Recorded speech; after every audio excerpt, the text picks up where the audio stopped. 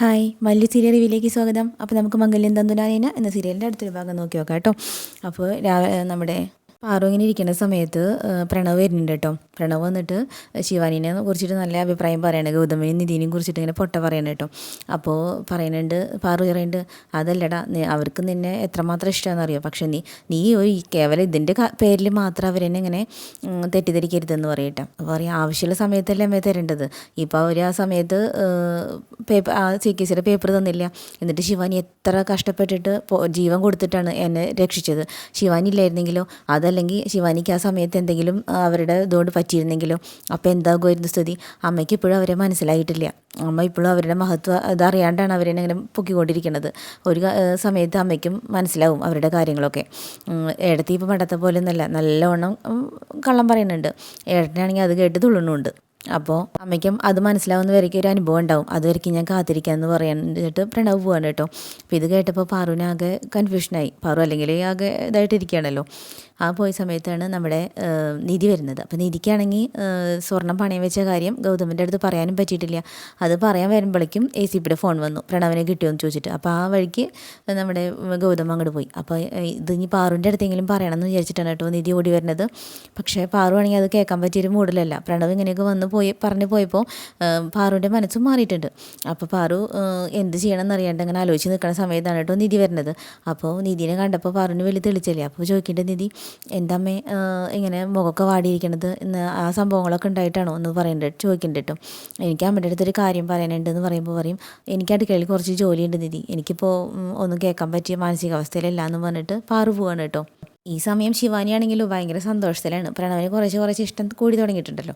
അപ്പോൾ ശിവാനി രേണുകനെ വിളിക്കുന്നുണ്ട് കേട്ടോ. അപ്പോൾ രേണുക ഫോൺ എടുക്കുമ്പോൾ പറയുന്നുണ്ട്, എന്തെങ്കിലും നല്ല വാർത്തയായിരുന്നാൽ മതി എന്ന് പറഞ്ഞിട്ട് കേട്ടോ. എന്നിട്ട് ചോദിക്കേണ്ടത്, എന്താടി അവിടുത്തെ വിശേഷം, ഓരോ മണ്ടത്തരം കാണിച്ച് ഡിവോഴ്സ് പേപ്പറിൽ ഒപ്പിട്ടിട്ട് അങ്ങോട്ട് പോയിട്ട് ഇപ്പോൾ എന്തായി എന്നൊക്കെ ചോദിക്കുന്നുണ്ട് കേട്ടോ. അപ്പോൾ ശിവാനി ആദ്യമൊക്കെ വിഷമത്തിൽ പറഞ്ഞു, ഒന്നും പറയണ്ടമ്മേ, ഓരോ സംഭവങ്ങൾ നടന്നുകൊണ്ടിരിക്കുക. ഇതേ ഇപ്പോൾ തന്നെ പ്രണവിനെ ആരും തട്ടിക്കൊണ്ടുപോയി എന്ന് പറയും. തട്ടിക്കൊണ്ടുപോയോ എന്ന് ചോദിക്കും കേട്ടോ. എന്നിട്ട് ഞാൻ ഒരുവിധം എൻ്റെ ജീവൻ കൊടുത്തിട്ടെന്ന് പറഞ്ഞ പോലെ രക്ഷിച്ചെടുത്തു. ആരാടി ഇത് ചെയ്തത് എന്ന് ചോദിക്കണ്ട കേട്ടോ. അപ്പോൾ ശിവാനി വലിയ ഇതിൽ ഇങ്ങനെ കട്ടിലും വരുന്നിട്ട് പറഞ്ഞിട്ട്, ഞാൻ തന്നെ, അല്ലാണ്ട് ആരാന്ന് പറയുന്നുണ്ട് കേട്ടോ. എന്ന് ചോദിക്കണ്ട രേണുക.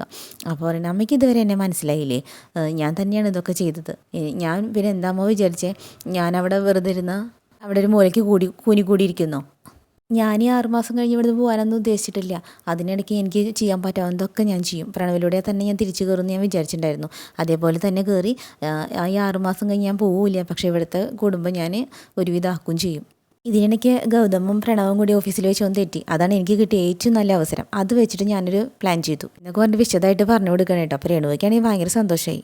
ഇതൊക്കെ എന്ത് പ്ലാൻ, ഇനിയല്ലേ ക്ലൈമാക്സ് എന്ന് പറയണ്ട കേട്ടോ. അപ്പോൾ ചോദിക്കേണ്ടത്, എന്താടി പറയുമെന്ന് പറയണ്ട കേട്ടോ. അപ്പോൾ എൻ്റെ ഉദ്ദേശം എന്താ വെച്ചാൽ, പ്രണവ് വെറുതെ വഴക്കിട്ടാൽ മാത്രം പോരാ, കുടുംബത്തിൽ അത് ഈ വീട്ടിലത് വലിയൊരു പ്രശ്നമാവും വേണം. അത് വെച്ചിട്ടാണ് ഞാൻ ഇങ്ങനൊരു പ്ലാൻ ചെയ്തത്. പ്രണവിന് ടെൻഷൻ വന്നു കഴിഞ്ഞാൽ പ്രണവ് എന്തായാലും പുറത്ത് പോയിട്ട് കുറച്ച് നേരം റിലാക്സ് ആയിട്ട് ഇരിക്കുമെന്ന് എനിക്ക് നന്നായിട്ട് അറിയായിരുന്നു. അപ്പോൾ ആ പോയ താപ്പ് നോക്കിയിട്ടാണ് ഞാൻ കുറച്ച് ഗുണ്ടകൾക്ക് കാശ് കൊടുത്ത് ചട്ടം കെട്ടിയിട്ട് ഞാൻ തന്നെ തട്ടിക്കൊണ്ട് പോയിച്ചത്. ഞാൻ വിചാരിച്ച മാതിരി എന്നെ എല്ലാം നടന്നു. ഇതൊക്കെ കേട്ട് കഴിഞ്ഞപ്പോൾ രേണുക സന്തോഷം പറഞ്ഞു, സൂപ്പർ എന്ന് പറയുന്നത് കേട്ടോ. അപ്പോൾ ശിവന്, പിന്നെ പ്ലാൻ എൻ്റെ അല്ലേ, ഞാൻ തന്നെ അവനെ കടത്തിക്കൊണ്ട് പോയിട്ട് ഞാൻ തന്നെ അവരെ അടിച്ച് രക്ഷിക്കുന്നതായിട്ട് അഭിനയിച്ചു. ഇപ്പം ഞാൻ വിചാരിച്ച മാതിരി എല്ലാം നടന്നമ്മേ. വീട്ടിൽ ഭാഗ്യമാവും ചെയ്തു, പ്രണവ് എൻ്റെ കൂടെ ആവുകയും ചെയ്തു. അമ്മ പറഞ്ഞ വിശ്വസിക്കില്ല. ഇപ്പോൾ പ്രണവ് എന്നോട് ഞാൻ ജീവരക്ഷകന് എന്നോട് നന്ദി വരെ പറഞ്ഞു. എന്നിട്ട് ഇരുന്ന് ചിരിക്കാനേട്ടാ. ഇനി മുതൽ എപ്പോഴും നീ എൻ്റെ ഭാര്യയായിരിക്കുന്നു, അത് മാത്രം പറഞ്ഞിട്ടില്ല. അതും ഞാൻ അധികം വൈകാതെ ഞാൻ പറയിപ്പിക്കും. ഇത് പറഞ്ഞത് നോക്കിയത് നിധിയുടെ മുഖത്തേക്കാണ് കേട്ടോ. നിധി വന്നിട്ട് എല്ലാം കേട്ട് നിൽക്കുന്നുണ്ടായിരുന്നു. അപ്പോൾ ശിവാനി വേഗം ഞാൻ പിന്നെ ഫോൺ ചെയ്യാമെന്ന് പറഞ്ഞിട്ട് ഫോൺ വെക്കണം കേട്ടോ. അപ്പോൾ ഇത് കേട്ടപ്പോൾ നിധി ഇളകിയല്ലോ. നിധി പിന്നെ അങ്ങോട്ട് ചീത്ത പറഞ്ഞു തുടങ്ങി. പക്ഷേ അതുകൊണ്ടൊന്നും ശിവാനിക്ക് ഒരു കാര്യമില്ല. എന്നിട്ട് ചോദിക്കുന്നുണ്ട് കേട്ടോ, നീ ഏതെങ്കിലും ഒരു പെണ്ണ് ചെയ്യുന്ന പ്രവൃത്തിയാണോടി നീ ചെയ്തത്, ഇതിനായിരുന്നില്ലേ നീ ഇങ്ങോട്ട് വന്നത് എന്നൊക്കെ ചോദിക്കുന്നുണ്ട് കേട്ടോ. നീ ഇതുവരെ നന്നായിട്ടില്ലേ, നീ ഞങ്ങളെ വെറുതെ പറഞ്ഞ് പറ്റിക്കായിരുന്നു നന്നായി എന്നൊക്കെ പറയുന്നുണ്ട് കേട്ടോ. അപ്പോൾ ശിവാനി ചോദിക്കും, ഞാനെന്ത് നന്നാവണം, ഞാൻ ശരിയായ റൂട്ടിൽ തന്നെയാണ് പോയിക്കൊണ്ടിരിക്കുന്നത്. പിന്നെ നീ എന്താ വിചാരിച്ചത്, പ്രണവിനെ അങ്ങോട്ട് ഡിവോഴ്സ് ചെയ്തിട്ട് ഞാനൊരു മുക്കിൽ പോയിരിക്കുന്നോ? അത്ര മണ്ടിയൊന്നുമില്ല. ഞാൻ അവളോട് തന്നെ തിരിച്ചു വരണമെന്ന് എനിക്ക് നല്ല ആഗ്രഹം ഉണ്ടായിരുന്നു. ഇപ്പോൾ ഞാൻ ഉദ്ദേശിച്ച പോലെ തന്നെ കാര്യങ്ങൾ നടന്നിട്ടുണ്ട്. പണ്ട് നിന്നോടെ ഒരുപാട് തോറ്റ ആളാണ് ഞാൻ. പക്ഷെ അതൊന്നൊക്കെ പാഠം ഉൾക്കൊണ്ടിട്ട് ഇപ്പം നിൽക്കണതേ വേറെ ശിവാനിയാണ്. അപ്പം നിധി പറയണ്ട കേട്ടോ, ഇപ്പോൾ സത്യങ്ങളൊക്കെ നിൻ്റെ നാവും തന്നെ പുറത്ത് വന്നില്ലേ, ഞാൻ കാണിച്ചു തരാടി, ഞാനിത് ചെന്നിട്ട് എല്ലാവരുടെ അടുത്തും പറയുമെന്ന് പറയുന്നുണ്ട് കേട്ടോ.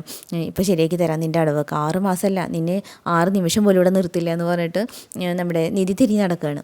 അപ്പോൾ ശിവാനി കൊട്ടി വിളിക്കുന്നുണ്ട് കേട്ടോ. എന്നിട്ട് ചോദിക്കുന്നത്, നീ ആരോട് ചെന്ന് പറയുന്നടി പറയണേ, ഇവിടെ ആരാ നിന്നെ വിശ്വസിക്കാനുള്ളത്?